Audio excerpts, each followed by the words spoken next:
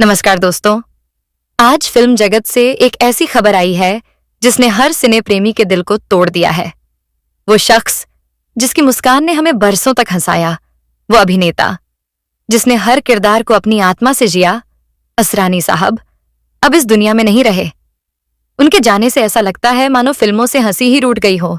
Stage पर गूंजने वाली उनकी आवाज अब एक खामोशी में बदल गई है। जिनकी कॉमेडी पर कभी पूरा थिएटर ठाकों से गूंज उठता था, आज वही नाम सुनते ही आंखें नम हो जाती हैं। असरानी जी सिर्फ एक कॉमेडियन नहीं, बल्कि एक एहसास थे जो हर दिल को छू जाते थे, कभी अपनी मस्ती से तो कभी अपनी मासूमियत से। उन्होंने साबित किया कि सच्चा कलाकार वही होता है जो हर किरदार में जान फूंक दे। 5 दशकों तक उन्होंने हमें हंसाया, सोचने पर मजबूर किया और अब अपने जाने के बाद हमें एक गहरा सन्नाटा दे गए। आज उनका जाना सिर्फ एक अभिनेता का खोना नहीं है, बल्कि हंसी और भावनाओं का एक पूरा युग खत्म हो गया है। असरानी साहब का जन्म 1 जनवरी 1940 को राजस्थान की राजधानी जयपुर के एक सिंधी हिंदू परिवार में हुआ था। इनका पूरा नाम गोवर्धन असरानी है। इनके पिता की जयपुर में एक कारपेट शॉप थी। पिता चाहते थे कि यह भी उनके काम में हाथ बटाए, लेकिन पिता के काम में इन्हें जरा भी दिलचस्पी नहीं थी। साथ ही यह पढ़ाई में कुछ खास अच्छे नहीं थे। जैसे तैसे इन्होंने जयपुर के सेंट जेवियर स्कूल से मैट्रिक पास की और फिर जयपुर के ही राजस्थान कॉलेज से ग्रेजुएशन किया। कॉलेज में पढ़ाई के दौरान ही यह ऑल इंडिया रेडियो के जयपुर स्टेशन में बतौर वॉइस ओवर आर्टिस्ट काम करने लगे थे। इस काम से इनका पढ़ाई का खर्च निकल जाता था। रेडियो स्टेशन में काम करने के दौरान ही इनके मन में एक्टर बनने की चाहत ने जन्म ले लिया। इसके बाद 1960 से 1962 तक इन्होंने एक्टिंग की क्लासेस ली और फिर मुंबई का रुख किया। मुंबई में एक दिन इनकी मुलाकात हुई किशोर साहू और ऋषिकेश मुखर्जी से। इन दोनों ने असरानी को समझाया कि अगर तुम इस इंडस्ट्री में कामयाब होना चाहते हो तो तुम्हें विधिवत तरीके से एक्टिंग सीखनी चाहिए। इनकी सलाह पर असरानी ने रुख किया film and television institute of Pune का और 1964 से 1966 तक यहां अपना एक्टिंग का कोर्स पूरा किया। इसके बाद फिल्मों में काम करने के इरादे से यह फिर से मुंबई लौट आए। पहली बार उन्हें काम मिला साल 1967 में रिलीज हुई फिल्म हरे कांची 2 में। इसी साल यह एक गुजराती फिल्म में हीरो के तौर पर भी नजर आए और अगले 2 सालों तक गुजराती फिल्मों में उन्होंने काफी काम किया, लेकिन फिर भी उन्हें वो मजा नहीं आ रहा था जिसकी तलाश में वह कब से थे। सुपरहिट फिल्म आराधना में राजेश खन्ना के दोस्त का रोल पहले उन्हें ही मिला था, लेकिन जब लोगों ने कहना शुरू किया कि यह राजेश खन्ना के सामने कद में काफी छोटे लगेंगे तो वह रोल उनके हाथ से निकल गया और सुभाष घई को दे दिया गया। कुछ ऐसा ही उनके साथ आनंद फिल्म के दौरान भी हुआ। अमिताभ वाला रोल पहले उन्हें ही मिला था, लेकिन बाद में वह रोल उनसे छीनकर अमिताभ बच्चन को दे दिया गया। लेकिन फिल्म बावर्ची में उन्हें ऋषिकेश मुखर्जी ने जो रोल दिया उसने तो उनकी दुनिया ही बदल दी। बावर्ची के बाद मानो असरानी साहब ऋषिकेश मुखर्जी की फिल्मों में परमानेंट हिस्सा बन गए।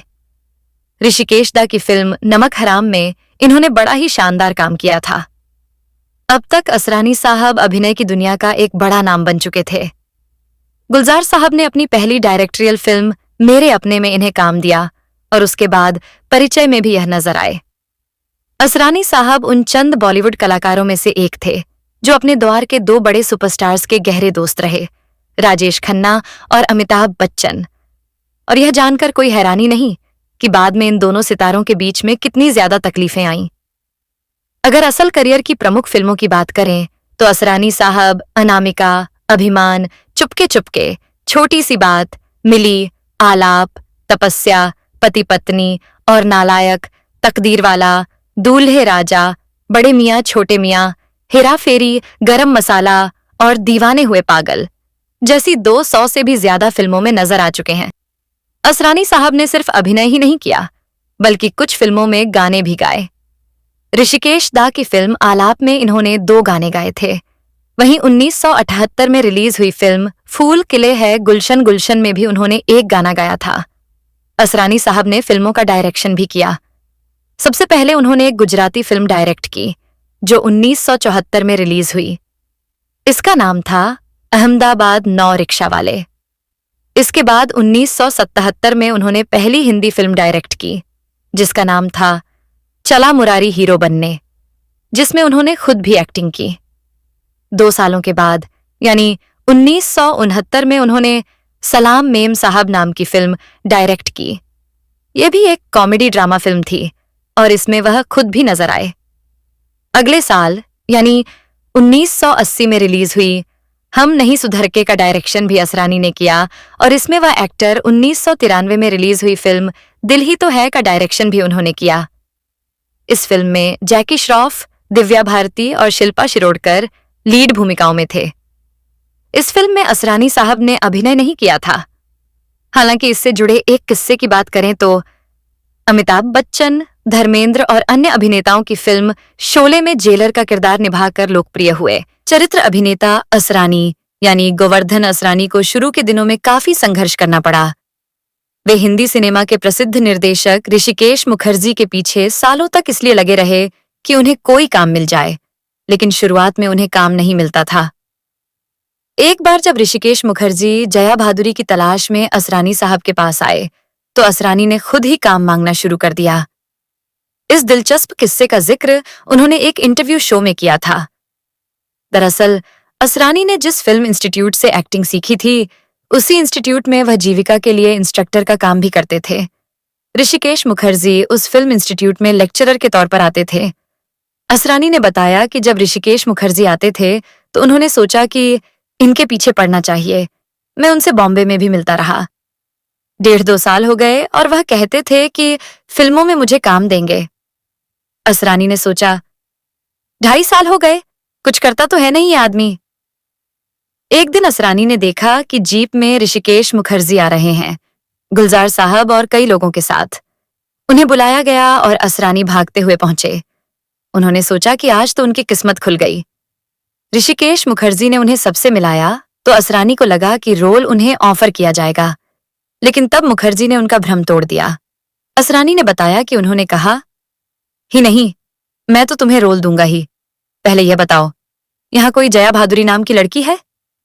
असरानी ने कहा, अरे ये तो उसके लिए आए हैं।